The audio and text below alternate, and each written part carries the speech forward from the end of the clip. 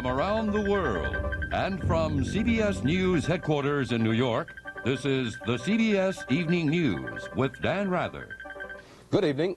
The greatest threat to economic recovery, President Reagan said today, is high interest rates.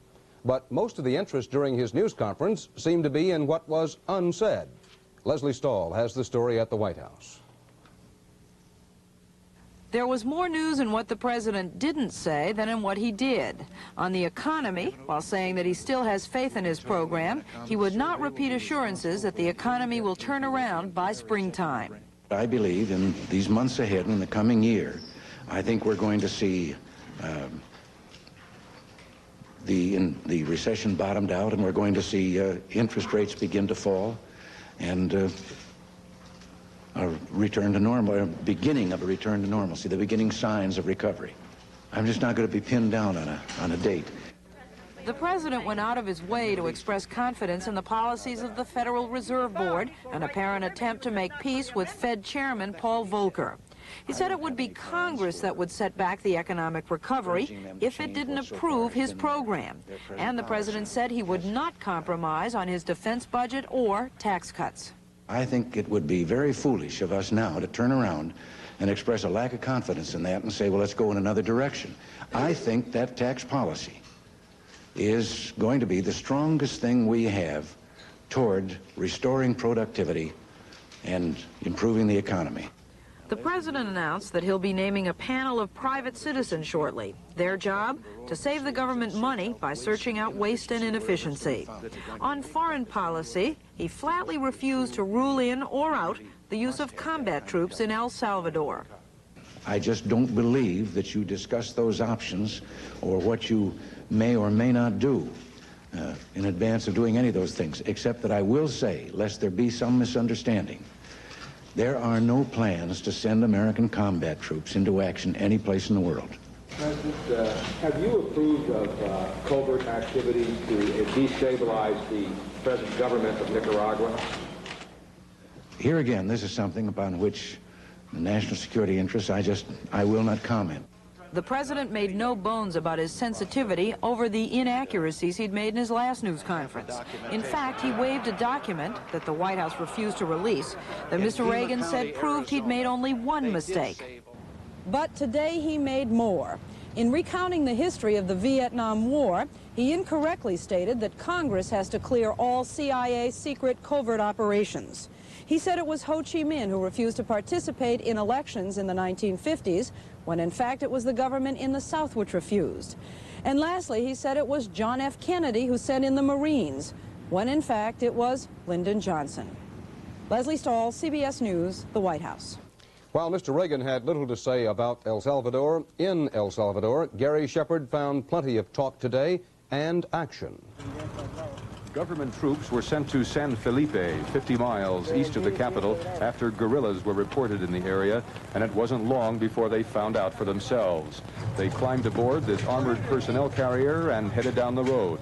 A short while later, the APC sustains a direct hit from a rebel mortar, but miraculously, all but 2 of the soldiers had already gotten out. Even the driver and his guard managed to escape unharmed. An Air Force fighter bomber was then called in to hit guerrilla positions. Rebel forces have been launching an increasing number of attacks here in recent weeks, stretching El Salvador's beleaguered army to the limit. Defense Minister General Jose Guillermo Garcia says he needs more American aid right away to hold off the guerrillas. It's either more aid now, he warns, or ground forces later. In an interview with CBS News, Garcia confirmed he's familiar with reports the Reagan administration is planning to increase overall military and economic aid to at least $600 million within 18 months. And Garcia said he's been told by U.S. officials he will probably get it. Probablemente. U.S. Army Lieutenant General Wallace Nutting, head of the U.S. Southern Command in Panama, met with Garcia during a 3-day visit here. And during a news conference today, Nutting was noticeably guarded in his assessment of the situation here. There is probably no quick, easy, or cheap solution to the challenge. It is now up to General Nutting to make his recommendations to the Pentagon on how much additional military aid should be provided. Gary Shepard, CBS News, San Salvador. Soldiers from the regular Army of El Salvador are being put through tough training on the obstacle courses at Fort Benning, Georgia. It's a kind of officers' candidate school for Salvadorans. 1,500 troops from the Central American nation are being trained at Benning and at Fort Bragg, North Carolina. And American officers said the young Salvadorans are being trained in individual leadership skills, not tactics.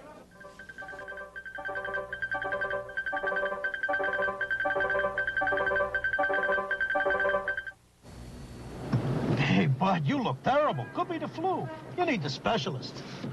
The specialist? The Specialist. Kaopectate. Strong relief for just one problem, diarrhea. I feel awful, Mom. Could be the flu. I need the specialist. Kaopectate's the only leading non-prescription medicine created just for diarrhea. It's so effective, it relieves diarrhea within 24 hours. Taxi! Kaopectate, the diarrhea specialist. Coronet two-ply paper towels are surprising. They're soft, but they're very strong, even when they're wet. And if you think that's a surprise, they give you more towels on every roll than other national brands, 125 of them. So you get a lot, not pay a lot. Fact is, the more you use Coronet, the more you save. How much will you save? That's hard to say. How strong are they? That's easy to see. Extra value is what you get when you buy Coronet. In Poland, the state today stepped up its verbal attacks on the church, using Polish radio as the medium for its message. For the second day in a row, Polish radio commentaries criticized unnamed Catholic priests for perfidious activities. Among those activities, calls for the display of religious symbols in public and calls for support for the Solidarity Union. In Warsaw today, a priest presided at a special mass for students who lost their union in the martial law crackdown. In Paris, CBS News has obtained some striking photographic evidence of the students' and workers' determination recently not to go down quietly. David Andelman has that evidence. Outside the church, armed militia forces stood watch. Inside, it was the first anniversary of the Independent Student Association, a group that exists no more in Poland. Instead, today, at Warsaw's downtown student church, there was a mass of remembrance. A priest talking cautiously of the need for truth. This student demonstration was peaceful, unlike a student protest January 30th in the port city of Gdansk. There, riot police faced down 2,000 students and shipyard workers, hit-and-run tactics for 6 hours or more, from early afternoon till past dusk. In these rare photos, smuggled out to CBS News in Paris today and described by a member of Solidarity in Exile, there was the Polish flag unfurled as a symbol of independence, and the heavy clouds of tear gas from the canisters launched by the riot police, and, just as often, heaved back at them by the students and workers. From the start, it was a one-sided battle. The city had already been totally surrounded by troops and riot police who closed in on the center and the shipyard area in an ever-tightening circle, arresting nearly 300, wounding scores. Some were blinded by tear gas grenades aimed directly at their faces. Others held to their mouths handkerchiefs soaked with water. It ended as spontaneously as it began, students and workers drifting off to their homes under cover of darkness. But, said the Solidarity in Exile member, that Saturday in Gdansk was only a taste of more to come. David Andelman, CBS News, Paris. The Reagan administration proposed some major changes today in American funding for international development banks. The principal change, a 30 to 45% cut in contributions for low-interest loans to poor nations. These proposals are said to reflect a triple purpose: to back up the president's belief that the free market, not handouts, will help developing nations more, anger that some of the money goes to countries that oppose U.S. policies, and to cut the U.S. federal budget deficit. The value of the Mexican peso fell about 30% today against the dollar, a move both expected and actually wanted by the Central Bank of Mexico. Until today, the bank had been supporting the value of the peso, even though its real value was declining due to inflation, unemployment, and the oil glut. Officials said today that in spite of the recession and unemployment, Americans gave a record $1.68 billion to the United Way last year. That's over 10% more than the nation's biggest charitable organization raised in 1980. However, a spokesman said, and I quote, "In no way can private charity make up for President Reagan's cuts in federal social service funds."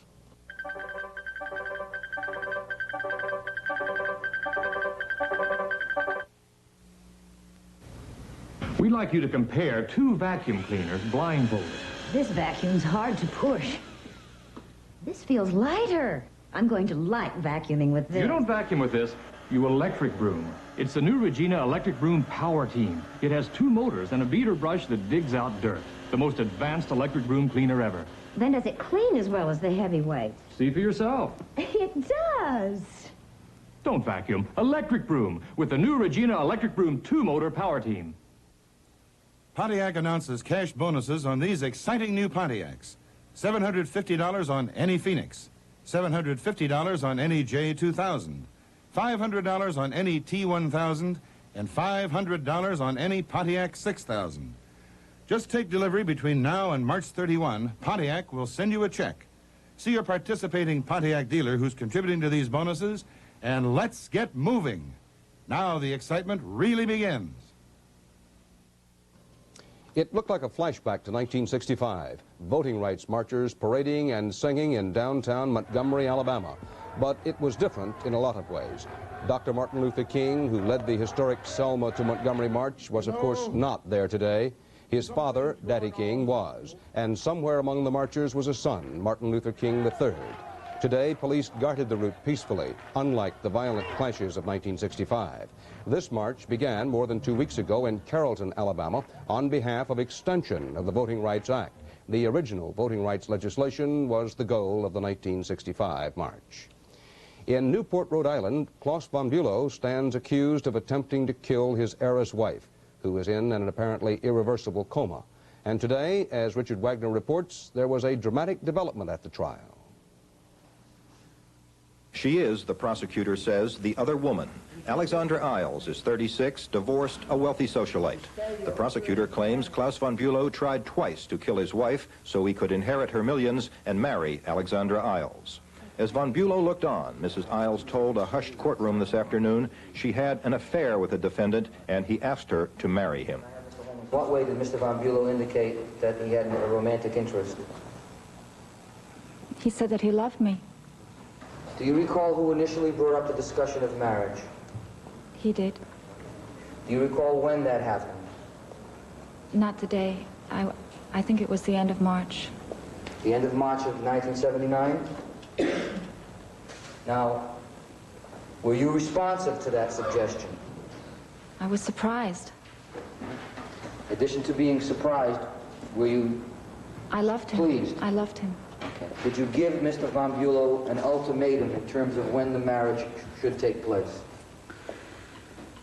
Yes, I said, would 6 months be suitable?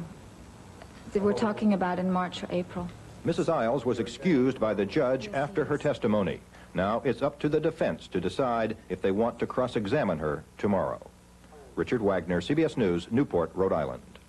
It was pot stops, not pit stops, that interested undercover agents. And as a result, the FBI today announced the indictment of some 70 people, including 3 professional stock car racing drivers. The FBI says they're part of a $300 million a year drug smuggling operation. Agents say those indicted include stock car mechanics whose skills tuned high-powered motorboats that ran marijuana and cocaine in from the Bahamas. Authorities said several stock car drivers then used their cars to transport the drugs from Florida to other states. Agents seized weapons ranging from a tiny pistol to a semi-automatic rifle. A spokesman said the drug ring began operations in 1976. Well, Congress is embroiled these days in a kind of salt talk that has nothing to do with arms limitations. Bruce Morton explains. Americans eat a lot of sodium. We put sodium chloride, salt, on our food, sometimes on all our food. Sodium nitrite is a preservative used in cold cuts or bacon. And plain old salt is a preservative and a flavor in lots of canned foods. 1 cup of fresh green beans, 8 milligrams of sodium. 1 cup of canned, 566 milligrams of sodium. 1 ounce of cornflakes has more sodium than 1 ounce of cocktail peanuts. That doesn't matter for most people. The body needs a certain amount of salt to function anyway. It does matter for the estimated 60 million Americans who suffer from hypertension, high blood pressure. Most of them need to cut down on sodium. But how do they know what foods it's in? If people want to cut down on sodium, they have to be able to see on the label of the food they buy how much sodium they're consuming. Gore has co-sponsored a bill which would require labeling processed foods to show how much sodium they contain. No salt. No salt. Gourmet cooks Craig Claiborne and Pierre Franey are making a fish soup, salt-free, like a lot of their recipes. Claiborne, who has a serious high blood pressure problem, is on a low-sodium diet and agrees food should be labeled for sodium. I feel that a benevolent government should encourage things to educate the public. The food processing industry is against regulation and prefers a voluntary approach. Some companies have started to label some foods for sodium content. If the public wants sodium labeling, why, sodium labeling is what the industry is going to give them.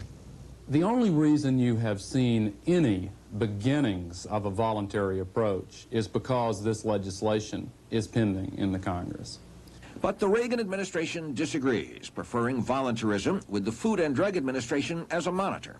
The administration position and that of the Food and Drug Administration is that sodium labeling is important and that it can best be done and most quickly and efficiently be done by a voluntary program. We have already committed ourselves to the Congress, and I have to Secretary Schweiker that I will report to him in a regular and timely fashion on, in fact, what is going on. It is a classic confrontation, government regulation versus freedom for private industry.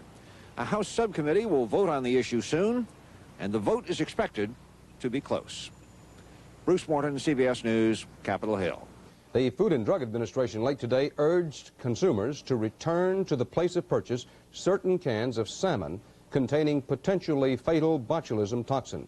The FDA says the cans in question all have K13 printed in the middle position of the top code line on the can, K13. Her doctors and a young mother call the operation the only answer, but administrators of a public health program call it experimental. Her life may hang in the balance over that difference of opinion. Meredith Vieira has the story. Every week, Janice Terry's children come to visit her in a Milwaukee hospital, but the visits are kept short. Just holding her son for a few minutes is enough to exhaust her. She has one of the worst hearts that we've studied and probably I've ever studied. Terry has a rare heart condition. The muscle itself is just giving out, and her own doctor says there is nothing more he can do. Her prognosis is very bad unless she gets a new heart. Is that the only answer? That's the only answer. Heart transplant surgery is a risky proposition. Terry is willing to take the risk, but Medicaid is not. And without Medicaid, Terry can't afford the operation. They explained to me that they've never done it for anybody, you know. And I thought, well, maybe under the circumstances, since it was so serious and it was so needed, that maybe they would kind of change their minds, but they didn't. Medicaid says it's a matter of policy. Because heart transplants have not been notably successful, Medicaid here, just as in all other states, considers them experimental procedures. And as it explained in a letter to Terry's doctor, health care benefits don't extend to experiments. Is this experimental surgery to you, doctor? No, ma'am. Then what is it? It's a matter of life or death with the patient.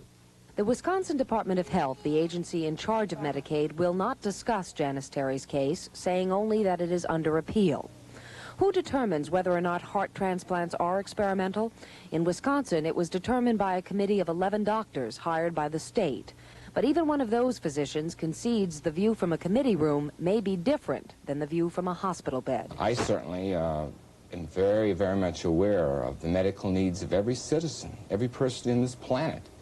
And I would be the last one to want to deny it to anyone. Janice Terry, only 31 years old, feels the decision has already been made. The only thing that I could think of was how was I going to tell my children? How can I explain it to them that they denied me the right to live?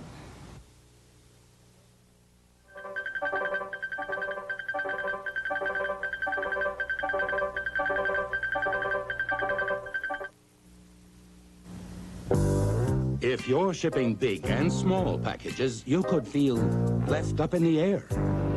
If you don't know the company that has its own scheduled delivery of virtually any size package the next morning. Nope, it's not any of them. Introducing Emery AN. Only Emery delivers any size shipment from ounces to tons to most of America the very next morning. It's the Emery Edge. Take us up on it. Home fires can get a good start before smoke reaches the smoke detector upstairs. Fire prevention experts agree one just isn't enough. First Alert, America's leading producer of smoke detectors, recommends this plan. One smoke detector on the basement ceiling, another on the main floor, and a third upstairs. Your escape route should have the First Alert with escape light. The First Alert plan. The earlier the warning, the more time to escape. Now there's a new traveling First Alert, too. President Reagan's new panel of experts assigned to root out federal waste will work with an old group of experts, the so-called Council of Integrity and Efficiency, and inspectors general from various departments. 3 weeks ago, Mr. Reagan spoke glowingly of them in his State of the Union address. But Robert Shackney has looked into their reputed accomplishments and found that they just don't add up. Together, we have created an effective federal strike force to combat waste and fraud in government. In just 6 months, it has saved the taxpayers more than $2 billion, and it's only getting started. The president is wrong. Government auditors confirm that the president and his Office of Management and Budget have claimed credit for savings actually made by the Carter administration or for savings that are non-existent or unverifiable. The errors amount to at least half the claimed savings of $2,121 million. The biggest error in reports by the Defense Department. A $538 million reduction in Air Force orders for unnecessary reconnaissance planes turns out to be a saving ordered by the Carter administration in July 1980. Another $290 million in supposed Defense Department savings are in fact only recommendations by auditors, which Pentagon officials concede have not yet been implemented. In the Department of Transportation, a claimed $139 million saving is non-existent, an error in arithmetic admitted by OMB. And in the General Services Administration, auditors say all they've done is raise questions about $92 million in expenses. They don't know, cannot verify that the money has actually been saved. Added up in a $2 billion claim, a $1 billion mistake.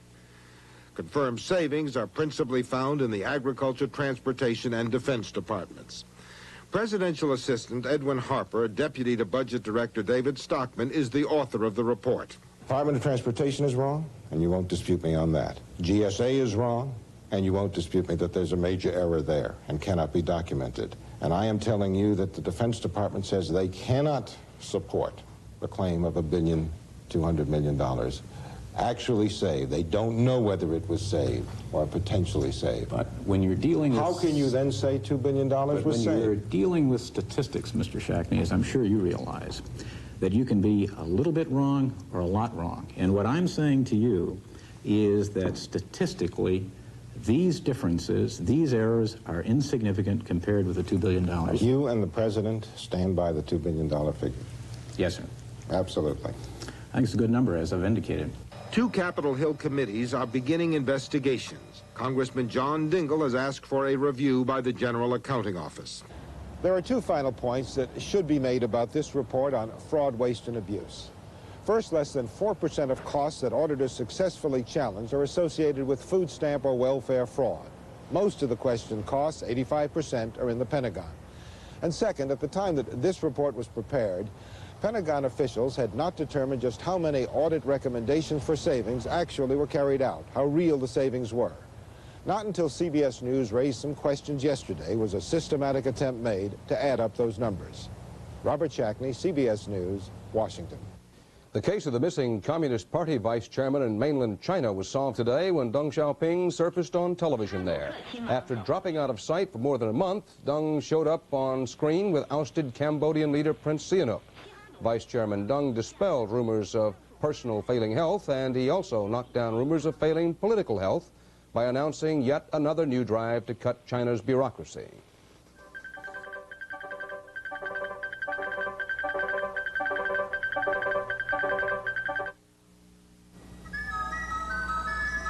Tonight, in America, millions of adults will have trouble falling asleep.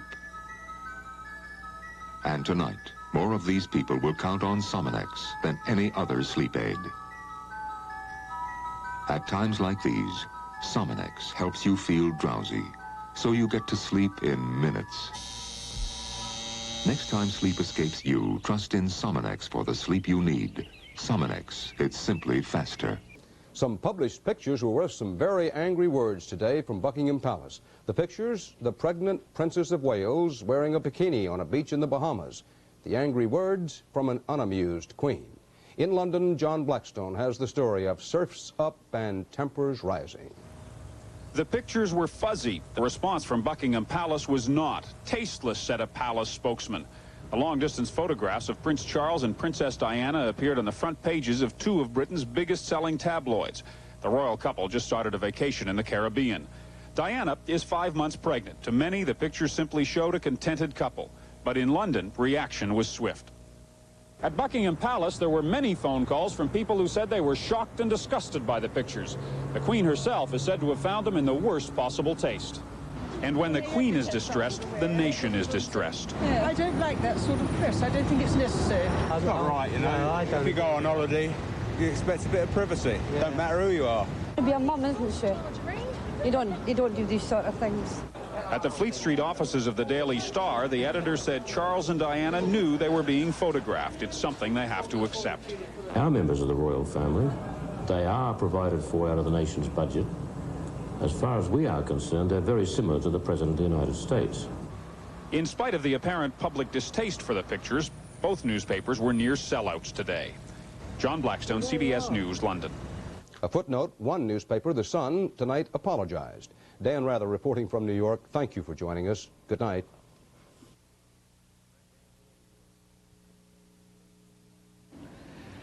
We are going to be late for the show. There's plenty of time. He's just jittery. The doctor says too much caffeine. Well, try some Sanka brandy, caffeinated coffee. I only like real coffee. Sanka's 100% real coffee. Try it. That is good. Well, we got the tickets? 50-yard line. Great, let's go. Hey, we got time for a cup of Sanka and maybe one for the road. Sanka decaffeinated coffee. Enjoy it wherever you go. GMC brings you the GMC Cash Bonus Plan. You can get a $500 cash bonus on a new GMC S15 pickup. Get a $750 cash bonus on new GMC full-size pickups, GMC vans, Jimmys, Suburbans, or any other light-duty GMCs. See your participating GMC truck dealer. He can put a new GMC truck in your hands and money in your pocket. The GMC Cash Bonus Plan. It's the break you've been waiting for. From around the world and from CBS News headquarters in New York, this has been the CBS Evening News with Dan Rather.